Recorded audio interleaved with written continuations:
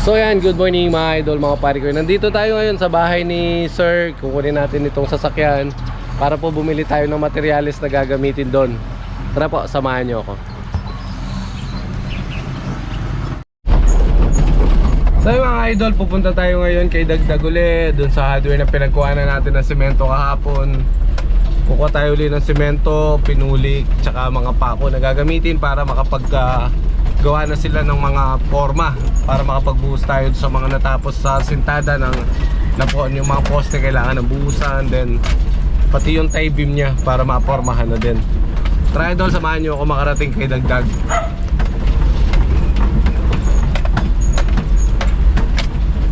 So po mga idol, bago tayo didiretso kay Dagdag, pakakalikan po muna natin yung sasakyan. So ano po siya, premium 95 octane. So 500 lang po para at sigurado may laman na po siya. Wala po kasi siyang gaanong laman. At magiging service natin siya maghapon. So bali ayan mga idol, ikakarga na nila yung 10 semento natin. Yan si Sir, shoutout Sir. Tapos 3 pinulik na dimedya. So ayan po, bali ang kukunin lang po naman natin dito is gagamitin ngayong araw, then yung pangporma para po mapormahan na yung mga natapos na poste doon.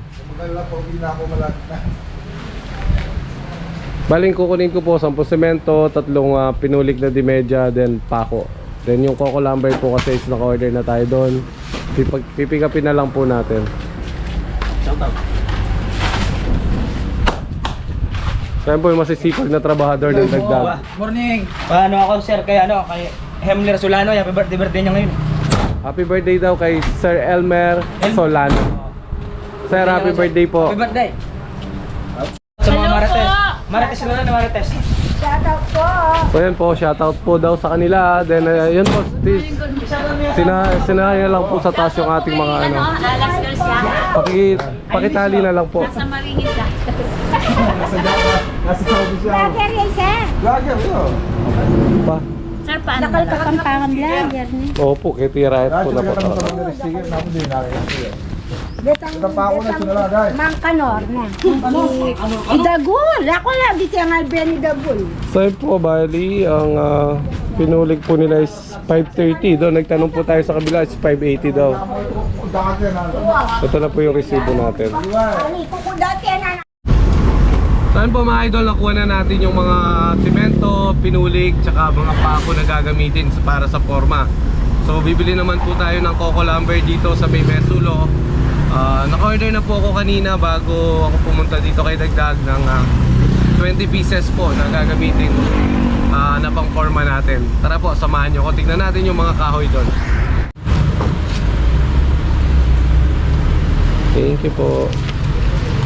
So yan po, 20 perasong 2x2x8, 80 pesos per piece po, bali 1,600.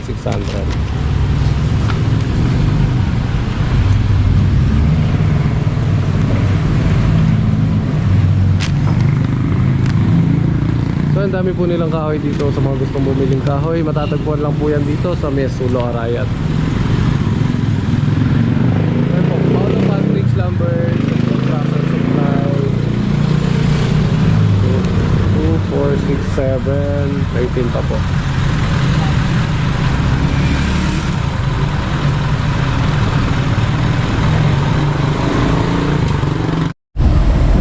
So idol, pabalik na po tayo sa site. So yan na po yung mga 2x2 na nabili natin sa halagang 80 pesos per 2x2x8, 80 pesos po bawat isa. So tara po, samahan nyo ako na makarating na tayo sa site para po makita na natin kung ano na yung development ng pag-a-assist na nila doon. So yun po mga idol, nandito na tayo sa site. So yun, nakapag-umpisa na silang mag-asinta doon. So yun po yung mga nakuha natin na materyales na binababa na nila. Bali ano po na nakapag-start na sila dito. Ayan, halos sa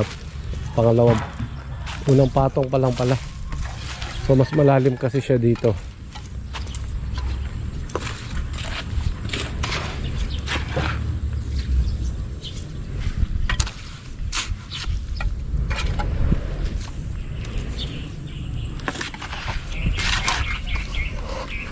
Bali gagawa na sila ng forma. 1, 2, 3, 4,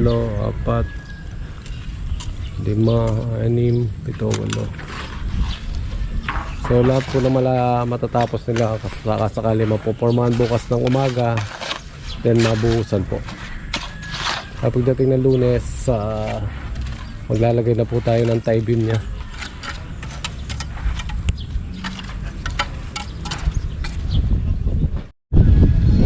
So yun mga idol, tinutuloy-tuloy na nila yung wall footing nila dito. Then nag-aasintada po sila, nagpo-forma na rin ng mga poste. Para kung sakasakali po bukas or mamayang hapon mabuhusan yung poste at magamit yung mga forma dito sa kabila. So nasa 2 patong na sila dito, 2 patong pa po. So bali yan yung elevated ng lupa sa kalsada. So bali magta-tie beam po tayo dyan para medyo mas mataas tayo sa kalsada. Then magle-layout na tayo para dun sa bahay para makapagpundasyon, then patatambakan na po natin.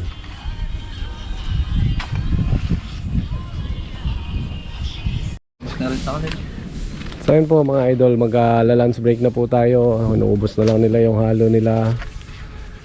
So mamaya siguro after lunch po tuloy lang yung pagforma dito para po buhusan nila mamaya. At least bukas po makakalas yung mga forma may ilalagay para po magamit naman sa kabila.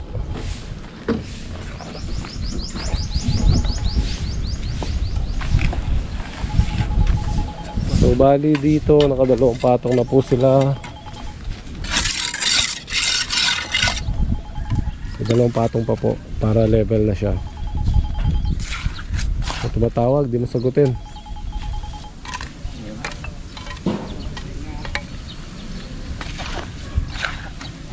So yun po muna mga idol ang update natin ngayong tanghali. So pagkatapos po maubos ng kanilang mga halo, uwi po muna tayo para kumain. Babalik na lang tayo ulit mamayang 1 o'clock. So yun mga idol, kakain po muna sila. Then kami po uwi kami para sa lunch break. So good afternoon mga idol, magandang tanghali. So yan po, alauna na, back to work na tayo. So bali ito po, tatapusin nilang formahan para mamaya mabuhusan na. Then yun po, tatapusin nila yung 2 patong pa para po bukas habang nagbubuhos ng mga poste, may nag-aasinta din po tayo doon.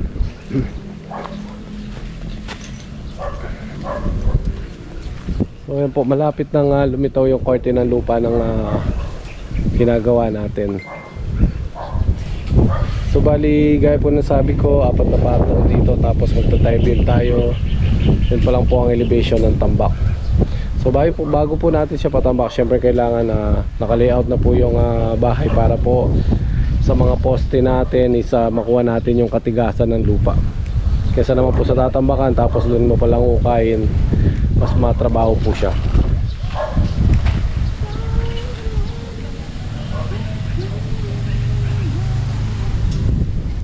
So yun po mga idol, bali tapos na yung pag-asinta nila. Bukas niyan isipopormahan natin.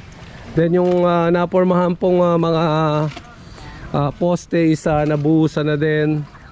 So yan, halos nagliligpit na sila. So gaya po na sabi ko mga idol, supportan nyo po kami na hanggang sa matapos itong project namin dito. So yan po, shoutout po kay kay Ma'am Simbi, kay Ma'am Joy at Ma'am Risa from Paris, France. So yan po, shoutout po sa inyo dyan. Ingat po kayo lagi at God bless po sa inyong lahat. So yan po, bali nabuhusan na nila yung 3 posting na pormahan. Then nagpapalinis po tayo dito sa site para po at least bukas magpe-prepare na lang sila uli para buhusan yung na anuhan ng poste. 1, 2, 3, 4, 5 po, tapos pang-anim ito. So hindi siguro po, hindi pa ganong mabubusa kasi wala pa naman yung nakasalubong niya rito. Yung 5 poste po muna siguro bukas, then gagawa na po tayo ng tie beam. So So yun mga idol, hanggang dito na lang po yung update muna natin dito sa trabaho natin dito sa Pidela. So hanggang sa susunod na video po, huwag kayong magsasawang sumuporta. Ingat po kayo lagi at God bless po sa inyong lahat. So yun po mga idol, nakauwi na tayo. Kaya it's time to pahinga na po. Hanggang sa susunod po, maraming salamat sa inyo.